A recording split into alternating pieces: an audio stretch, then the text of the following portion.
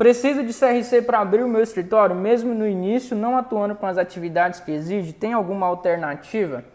Então, Priscila, deixa eu tentar te ajudar. A gente falou especificamente na live número 2 que tem algumas atividades, alguns serviços que você pode fazer, mesmo você ainda não tendo o seu CRC. E aqui eu quero deixar muito claro e bem registrado para cada um de vocês. O CRC, o número de registro do teu CRC, o teu registro perante o conselho, ele é um item obrigatório para você exercer a profissão, para você ser contador especificamente, para você exercer a atividade de contabilidade. Se você não tem o CRC e começar a exercer a atividade de contador dentro do seu escritório de contabilidade, você pode ser autuado. Por quê? Porque você está exercendo uma atividade ilegal sem registro. Então, via de regra geral, não há possibilidade. Você primeiro tem que trabalhar para tirar o teu CRC, tirar o teu registro especificamente. Agora, muito importante. Eduardo, mas existe existe uma separação entre começar o teu escritório, exercer atividade especificamente, ou você já ir planejando a abertura. O que você já pode se antecipar? O seu objetivo sempre principal é começar o teu escritório, tirar o teu CRC nesse primeiro momento.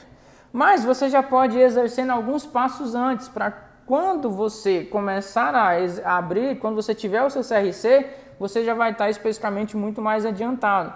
Por exemplo, o que você já pode ir pensando? Qual o nome que eu vou utilizar para a minha empresa?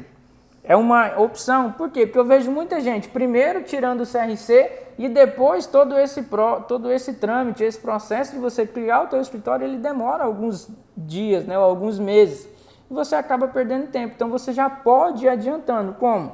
Escolhendo o nome do teu escritório, fazendo uma identidade visual. O que é? Fazendo uma logomarca. Você já pode ir fazendo o teu site especificamente. Se você for seguir uma metodologia de atração de clientes pela internet, você já pode ir fazendo o teu site.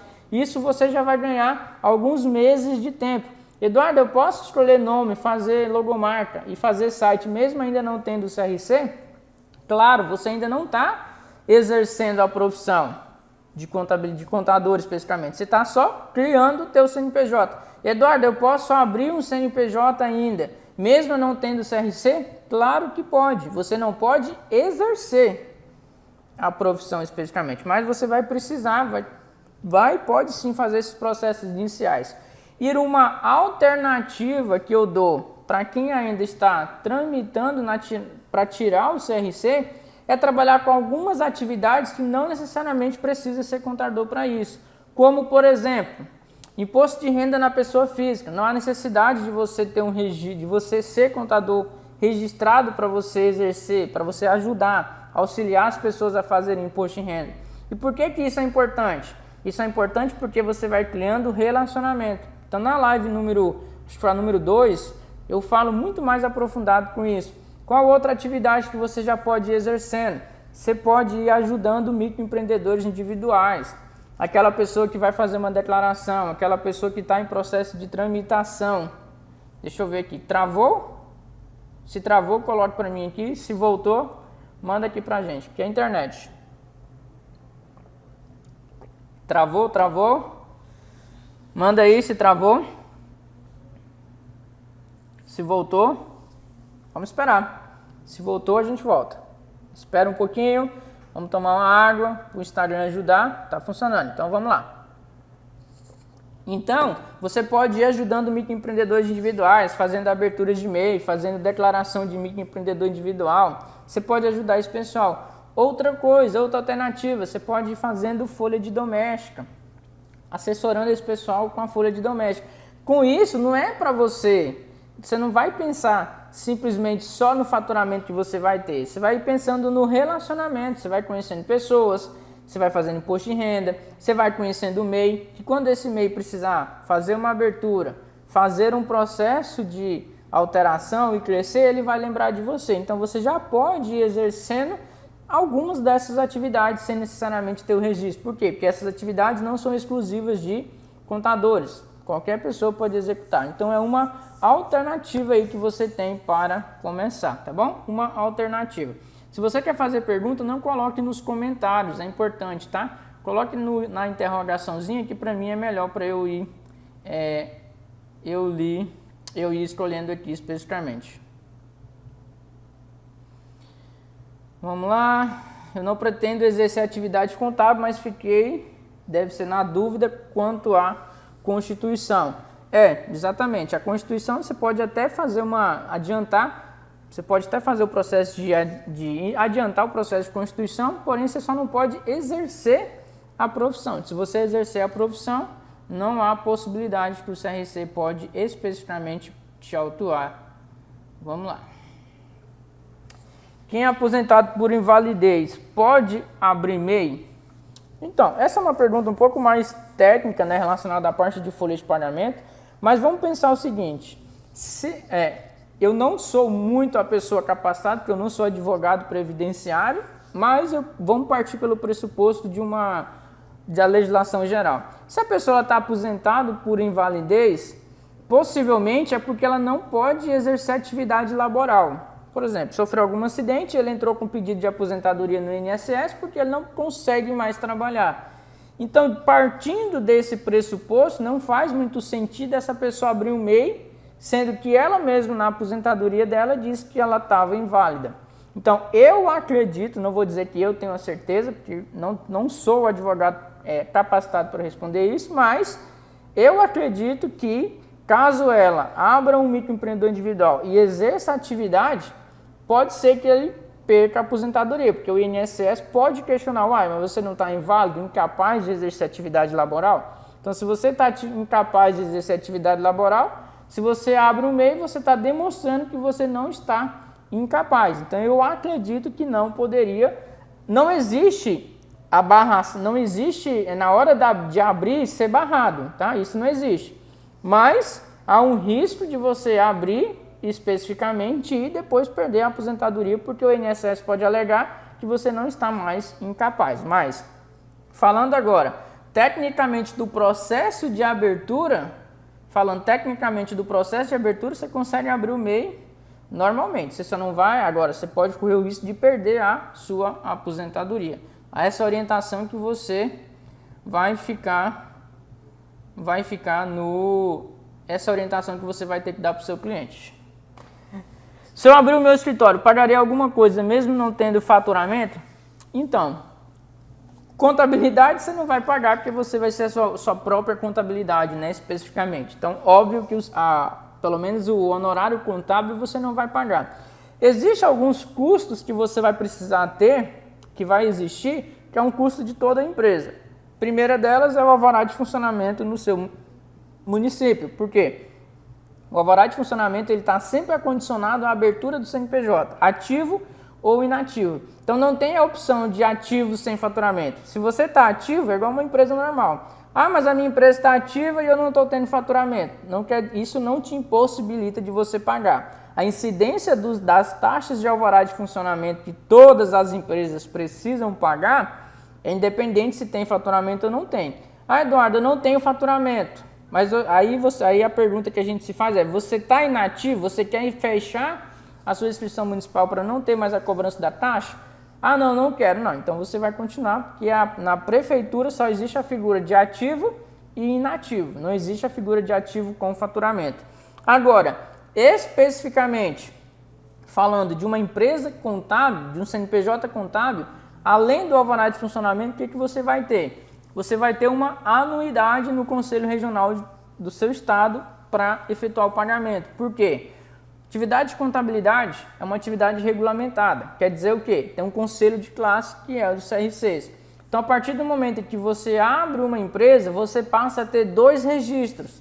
Você passa a ter o seu registro pessoa física, que você tem lá no seu CRC, e você passa a ter o seu registro pessoa jurídica, da sua empresa que você abriu. Então, você paga, teoricamente, 2 anuidades.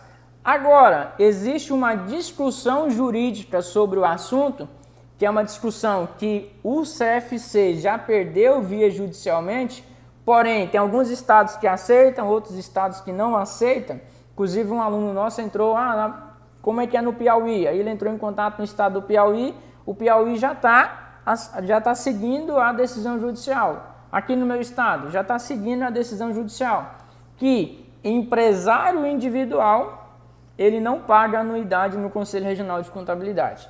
Então, talvez você não saiba o que é empresário individual, vou dar uma breve explicação aqui. Quando você abre uma empresa sozinho, você basicamente tem 3 opções de natureza jurídica. Ou você abre uma empresa individual, ou você abre uma unipessoal, ou você abre uma IRELI. O empresário individual, em alguns CRCs, não estão fazendo a cobrança da anuidade do Conselho Regional de Contabilidade. Mas tem estados que estão cobrando. Ah não, se eu sou individual, unipessoal ou IRELI, aí você vai ter que pagar a anuidade do Conselho. Basicamente vai depender isso especificamente do teu CRC. Se o teu CRC já está seguindo uma decisão judicial que existe, né, foi julgado, foi transitado, porém, né, Brasil sabe como é que funciona, alguns CRCs estão seguindo, outros não estão. Mas de regra, você vai ter o alvará de funcionamento e você vai ter a taxa do seu Conselho Regional de Contabilidade especificamente. Para fazer folha de doméstica precisa de sistema? Não. Empregada doméstica não há necessidade, porque você pode fazer diretamente pelo portal do E-Social. Inclusive tem esse portal já disponibilizado, né, lá no portal do E-Social, muito simples, muito tranquilo, onde simplesmente você vai preencher algumas informações e o próprio sistema já calcula salário, calcula FGTS, calcula INSS, já faz todos os cálculos específicos, inclusive emite o recibo de pagamento para o funcionário receber. Então, cálculo de folha de empregada doméstica, necessariamente esse serviço específico você não vai precisar de um sistema contábil para executar isso. Você consegue executar direto no portal do E-Social. Agora, vou emendar essa pergunta porque é uma pergunta que eu recebo muito dos nossos alunos na nossa comunidade. Eduardo, peguei uma empresa, ele tem um funcionário, precisa de um sistema contábil?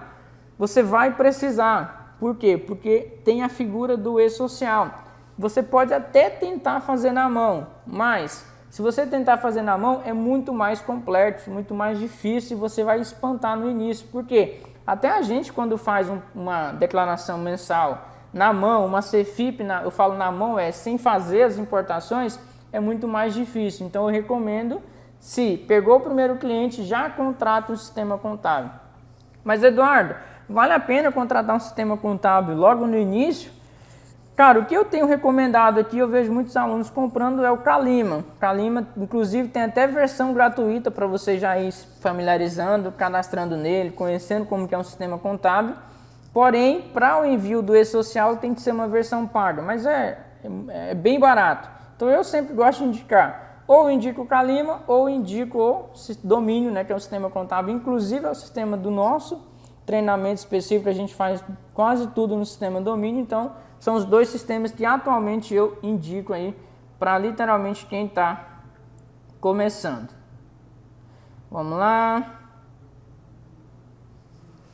Tenho o CRC de outro estado, posso transferir? Sou técnico em contabilidade, posso abrir escritório contábil? Joicimar, cara, isso de repente até para dar uma resposta aqui especificamente, eu vou dar em 2 partes.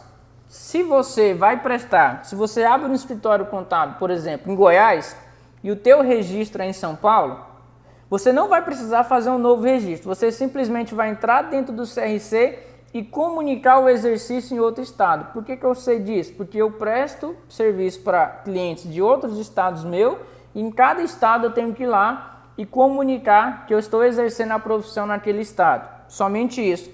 Agora, a segunda pergunta, se com técnico de contabilidade pode abrir escritório, eu não tenho muita certeza. Eu acredito que pode. O técnico tem algumas restrições, até onde eu sei, sobre auditoria, perícia, mas escritório de contabilidade ele pode. Mas, na dúvida sobre essa segunda parte, o mais recomendado é dar uma ligada no CRC do teu estado, que prontamente eles vão te responder especificamente sobre essa dúvida aí específica. Mas de bate-pronto é essa a minha orientação.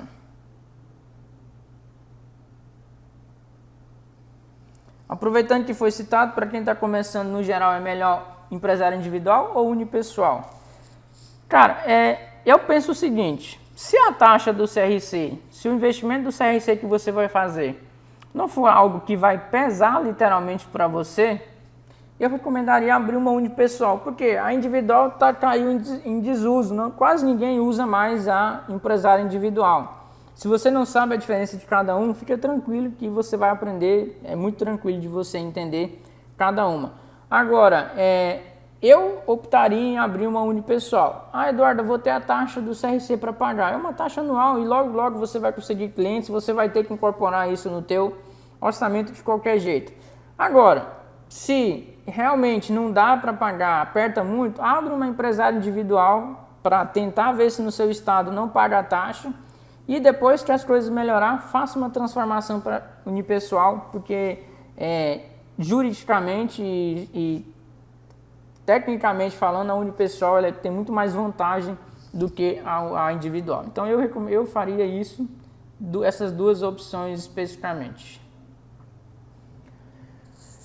Os iniciantes conseguem uma tabela referencial de honorários em algum lugar? Cara, tocou num ponto muito específico que eu não gosto muito de falar, que é sobre tabelas de honorários. E não é que eu não gosto de falar, eu vou dar a minha posição especificamente sobre isso, sobre esse tema. Já que me perguntaram, eu vou responder. Na minha opinião, como empresário, lembrando que agora eu sou um empresário, não só contador especificamente, eu sou uma pessoa que não concordo com o tabelamento de honorários. Por que eu não concordo? Porque o tabelamento de honorários é muito específico, é muito diferente. Em que tipo, Eduardo, é muito diferente? O teu custo que você tem é diferente do meu custo. O teu custo que você vai ter, geralmente, você que está começando é sozinho. E eu que tenho uma empresa de contabilidade, eu tenho vários funcionários. Então, o que é um preço? O que é um honorário? O honorário é custo mais margem de lucro, ou seja, quanto você quer ganhar, chega no preço final. Então, se a formação de honorário é custo mais margem de lucro, o teu custo pode ser diferente do meu. Então, como que vamos criar uma tabela? Você cobra, vamos lá, muito se fala, todo cliente tem que pagar um salário mínimo. Discordo totalmente. Por quê? Tem várias variantes aí. Custo de cada escritório, por exemplo, é uma variante. Então, não tem como você se espelhar com a minha tabela. Se todo mundo tabelasse, isso ficaria desproporcional. Primeiro ponto. Segundo ponto, que eu levo em consideração, cada cliente tem uma particularidade diferente. Então, o que eu vejo algumas pessoas falarem? Toda empresa do Simples Nacional tem que pagar um salário mínimo, por exemplo. Tá, então vamos pensar o seguinte. Aquela empresa que tem um funcionário, que tem pouquíssima movimentação, ela vai pagar o mesmo honorário daquela empresa que tem 5, 10 funcionários e tem 500 notas fiscais emitidas, só porque ela é do Simples Nacional? Eu acho que não. Se uma empresa, por exemplo, é do Simples Nacional, só tem Prolabore e é prestadora de serviço, ela vai pagar o mesmo honorário de uma empresa que é do Simples e tem atividade de comércio, que tem ICMS, que é um pouco mais complexo? Ou vamos mais longe, se aquela empresa que é do Simples, que tem tributação monofásica, é uma farmácia, tem 5 funcionários, é muito mais complexo que um advogado, que um dentista, que só tem prestação de serviço, ele vai pagar a mesma honorários de outra empresa? Então, resumidamente, eu bato na tecla o seguinte, não existe honorário barato, existe honorário que não dá lucro. Por quê? Porque se aquela empresa consome muito o seu tempo, essa empresa ela não é melhor. Faça uma comparação com você mesmo. O que é melhor? Você ter duas empresas, por exemplo, do Simples Nacional, que tem um funcionário cada, te pagando R$400 por mês, que a duas vai dar 800, e isso você executa com 3 horas de serviço, ou aquela empresa que tem 20 funcionários, que é comércio, que era uma farmácia, que te consome 2, 3, 5 dias do teu tempo e vai te pagar R$800. Tá vendo que é o mesmo faturamento? Porém, a demanda de trabalho é muito diferente. Eduardo, o honorário de R$300 é barato ou é caro? Depende. Depende. Um representante comercial, vou te dar um exemplo prático, eu estou te dando os exemplos práticos. Um representante comercial que não tem funcionários, que ele emite 2, 3, 5 notas de serviço e você gasta 1 hora para gerar o DARS, é melhor você ter 2 representantes comerciais que te pagam R$300 ou você ter uma empresa que paga 600 que tem muito mais demanda. Então depende, tudo isso depende. E o mais importante é que de repente isso parece contrário, né, pra gente. Pra gente que está começando, para eu que comecei e para você que está começando, parece tentador ter uma tabela. Nossa, se no Brasil tivesse uma tabela de honorários, aí sim daria para mim começar o meu escritório. Por quê? Porque eu já teria aquele honorário garantido. E eu te provo o contrário. Sabe por que eu te provo o contrário? Eu te provo uma que você vai ouvir aqui, possivelmente quase ninguém te falou. Mas, se existisse, primeiro tabelamento é totalmente ilegal, não há possibilidade nenhuma de acontecer, nenhuma. Mas, vamos pensar que acontecesse. Sabe quem seria mais prejudicado se houvesse um tabelamento? Você que está começando. Nossa, Eduardo, como assim? Vou te dar um exemplo claro, exemplo prático. Um cliente te procura e aí ele te pede uma proposta. Aí tem a tabela, você vai lá na tabela, você vai olhar a tabela. Opa, o honorário desse cliente é R$1.000. Aí você passa a tabela para ele. Você é sozinho, de repente nem tem funcionário ainda, a sua estrutura não é grande, talvez nem estrutura você tenha ainda. Mas você olhou a tabela diz R$1.000, você dá a proposta de R$1.000. Aí ele chega no outro escritório, e aí ele olha aquele escritório, que tem 200 metros quadrados, ele tem 30 funcionários, o cara tem uma baita estrutura, é outra coisa. E ele também, porque ele vai pegar a tabela, vai olhar a tabela e vai dizer, olha, o meu honorário é R$1.000. E aí quem que você acha que ele ia escolher? Coloca aí nos comentários se você fosse o cliente, se põe no lugar do cliente. Você tem um orçamento de R$1.000, que o cara é pequenininho, é só ele, a estrutura não impactou, ele está começando, e tem o outro cara que tem uma média estrutura, tem 50 funcionários. Quem que você acha que você vai escolher? Então, o mais prejudicado é você que está começando. É a mesma coisa de você botar um do lado do outro.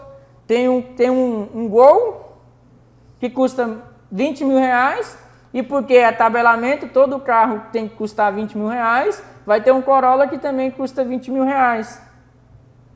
Quem que ele vai escolher especificamente? Ah não, eu vou escolher o Gol porque eu estou com pena dele. Ele vai escolher o Corolla, os dois é o mesmo preço. Então, o mais prejudicado, gente, mesmo parecendo a maior idiotice do que eu estou falando, o mais prejudicado é o pequeno. É o pequeno. Quem defende tabelamento, na maioria das vezes, são clientes, são escritórios grandes, que geralmente defendem tabelamento. E outra coisa que eu não falei ainda. Existe uma coisa dentro de uma empresa contábil que existe time, tempo. O que eu chamo de time e tempo? Vamos pensar, você que está começando, você está precisando de clientes. Você que está começando, você está precisando de clientes, por quê? Porque você está precisando de faturamento. Eu falei isso em outras aulas, oxigênio. Esse oxigênio faz assim com o dedo, ó, é money, dinheiro. E você que está precisando de oxigênio é diferente daquele escritório que não está tanto precisando de o oxigênio dele está fluindo. O que ele está fazendo nesse segundo escritório que ele já tem uma base aí de 100 clientes? Geralmente o cara que já tem 100 clientes, ele está buscando não é mais tanto o oxigênio. Ele está buscando, hipoteticamente, melhorar a qualidade do oxigênio. Ah não, agora eu quero clientes que não atrasam honorários, que me pagam R$2.000. Então ele vai começando a selecionar, ou seja, melhorar a rentabilidade do seu escritório. Por quê? Porque para ele tanto faz se está entrando ou não está entrando clientes. O oxigênio dele já está garantido. O que ele está fazendo é melhorando a qualidade desse oxigênio. E na nossa teoria, na nossa prática, melhorando a qualidade do oxigênio é pegando clientes maiores, é pegando clientes que não atrasam, é pegando os clientes que pagam mais. Só que quando você está iniciando, o cara chega até você, você vai pensar, você paga direitinho? Você paga R$2.000? Não, não pago. Não pago. Então especificamente eu não quero você. E não é assim geralmente que funciona. Então eu tenho uma live, eu tenho um conteúdo especificamente sobre isso, sobre como precificar o seu honorário. Quiser dar uma aprofundada a mais, entre lá no meu canal do YouTube que a gente tem uma live especificamente sobre isso. Vamos lá. Posso começar como autônomo em casa sem CNPJ? Começar em casa você não só como pode, como deve. Eu até recomendo que você comece não em casa. Por quê? Existe um perfil de clientes, né, que vai optar por você, que vai contratar você, são clientes menores. Então, se você já começar com uma estrutura física no início, pode ser que isso te atrapalhe e que não te dê condições de você começar. Então, você pode e deve começar em casa especificamente, e com seu custo relativamente menor. Então, é importante que você faça esse primeiro momento em casa, até o tempo de você começar a ter ali 2, 3, 5 clientes, e aí depois você vai dando um passo de cada vez. E especificamente, somente com o registro, você pode sim ser um contador autônomo. Você só não vai ter uma marca, né, uma empresa, você vai ser contador fulano de tal. Contabilidade pode atuar serviço como autônomo sim, você só não pode ter uma empresa, você vai ser uma pessoa física, usar a marca, contador é fulano de tal, e essa pessoa vai contratar você, pessoa física. Porém, eu já te digo que o custo que você vai ter de impostos, ISS para emitir uma nota fiscal, porque o cliente vai te pagar, ele vai pedir nota fiscal, fica muito mais caro do que você abrir já o teu próprio CNPJ. E abrir o teu próprio CNPJ, qual que é o ponto que eu falo que é muito positivo? Eu falo isso dentro do nosso programa. Você já vai ter a oportunidade de abrir a primeira empresa aprendendo com quem? Com você mesmo. Eduardo, eu tenho uma taxa para pagar. Gente, paga. Qual a oportunidade que você de repente iria ter de abrir um CNPJ? Então já é a possibilidade de você aprender especificamente com você mesmo. Lá você vai poder errar quantas vezes você quiser. Mas ali você já pegou uma noção de um processo de abertura aí especificamente na tua cidade, tá bom? As aulas vão ser no Instagram? Não. As aulas não vão ser no Instagram. As aulas vão ser na nossa comunidade, ambiente fechado. Lá vai estar no Facebook, vai ter o link, se você se cadastrou, vai ter o link específico para você entrar e assistir as nossas aulas. Não é aqui pelo Instagram. Por quê? Porque é um evento, começa segunda-feira, nosso evento. Então lá você vai ter todo o link, todas as instruções você vai receber. Tanto no grupo de WhatsApp que você está, como no e-mail que você cadastrou para acessar o programa especificamente.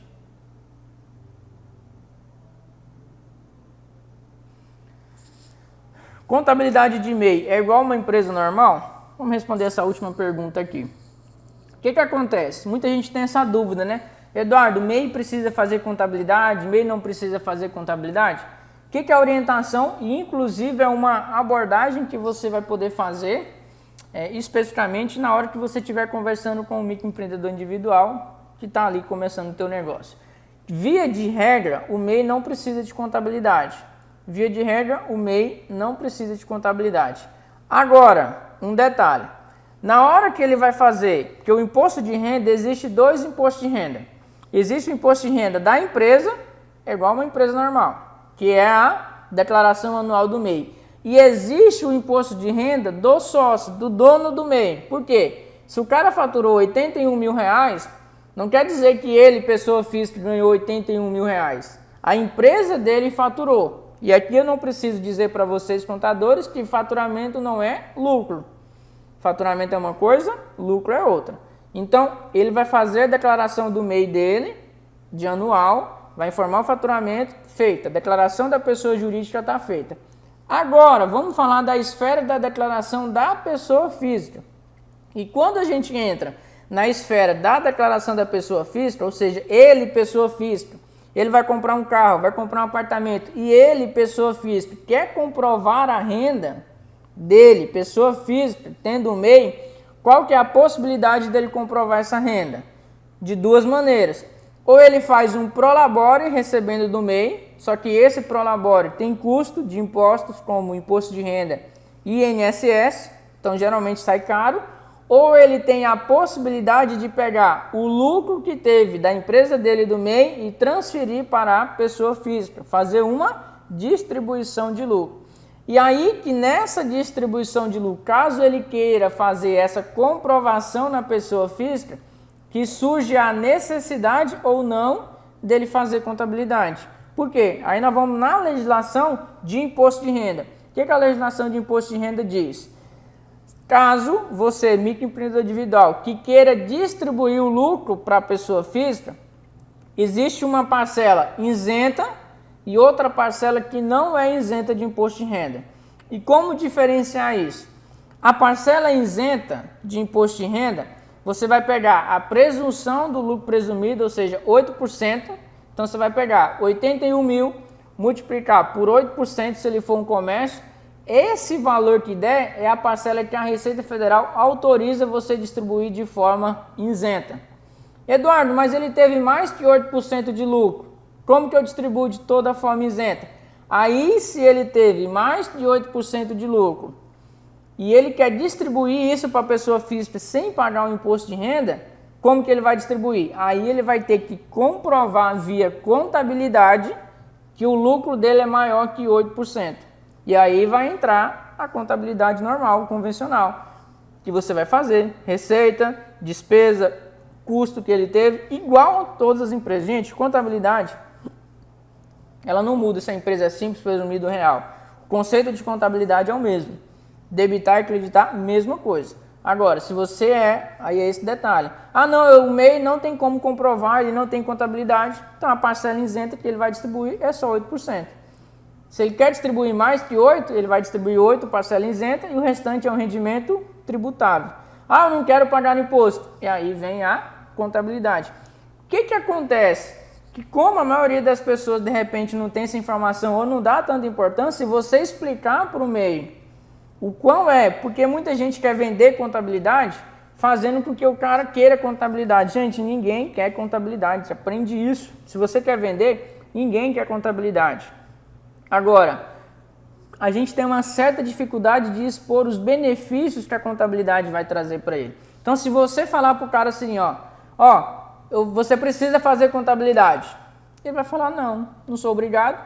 Agora, se você abordar ele diferente, se você quer distribuir, comprovar a renda na pessoa física sem pagar impostos, tem uma alternativa. Ele vai falar, tem? Não paga imposto? Não. Qual a alternativa? Contabilidade. Então, você não vende o inverso. Tem que fazer contabilidade. Não. Você vai dizer para ele, tem uma alternativa que não paga imposto na distribuição de lucros, é mais barato para você, você economiza tanto. Aí ele vai querer. E aí, quando ele demonstrar o interesse, você diz, isso se chama contabilidade para MEI, precisa fazer isso, isso e aquilo. E para a gente fazer isso, para você ter essa economia anual, a gente cobra X reais por mês. Isso que você vai fazer especificamente para vender. Agora, se você chegar e simplesmente empurrar para ele que é obrigatório, basicamente sempre ele nunca vai querer especificamente. Eu sempre falo que é a última, né? Mas agora é a última de verdade. Boa noite. Já tenho uma empresa ME no meu nome, porém está inapta. Qual o procedimento? E aí, qual o nome? Geiser. Geiser é um procedimento de empresa inapta, né? A Receita Federal agora ela está colocando uma empresa inapta. Toda vez que durante 5 anos essa empresa não apresentar declarações. Ficou 5 anos sem apresentar a declaração, a Receita vai lá e te põe como inapta essa empresa. E aí, Eduardo, qual que é o processo para reativar ela? Muito simples. Aí você tem que observar se ela não está baixada também na junta comercial. Tá? Se ela estiver baixada na junta, tem que ver na junta também. Que, salvo engano, na junta comercial, 10 anos sem dar as caras lá, eles te baixam a tua empresa. Mas o processo de reativar ela é muito simples. Você vai simplesmente mandar as declarações que faltam dos últimos 5 anos. Eduardo, a minha empresa tem 20 anos que não envia declaração. Vou mandar 20 anos? Não. Receita sempre é os últimos 5 anos. Então você vai mandar as declarações dos últimos 5 anos, regulariza ela, mandou as declarações, automaticamente um dia depois a Receita Federal já coloca a tua empresa como ativa e você segue com os cadastros nos outros órgãos e a tua empresa especificamente está ativa, funcionando completamente. Pessoal, então é isso aí, né, John? E pagar as multas por atraso, né? Vai ter que pagar, infelizmente, porque existe uma diferença, né? Eu falo para os empresários o seguinte, existe o que o empresário acha que ele simplesmente na cabeça dele vai lá, baixa as portas da empresa, não estou dizendo no teu caso, tá? Mas é muito comum isso, a gente reativa aqui a empresa direto. O empresário vai lá, baixa as empresas e ali ele fica acreditando na fé de Deus que ali a Receita vai passar lá na frente da casa da empresa dele, vai ver que a empresa dele não está mais funcionando e vai dizer, essa empresa está inapta, então eu vou baixar ela. Não. A Receita não tem como saber, meu amigo. Você tem que dizer para ela que você está sem movimento. Senão ela vai achar que você está faturando. Se você está faturando e não declarou nada, ela vai te suspender, porque ela tem que saber. Me diga aí, meu filho, o que está acontecendo com a tua empresa? Já tem 5 anos que tu não dá as caras aqui. Então é muito comum isso na classe empresarial.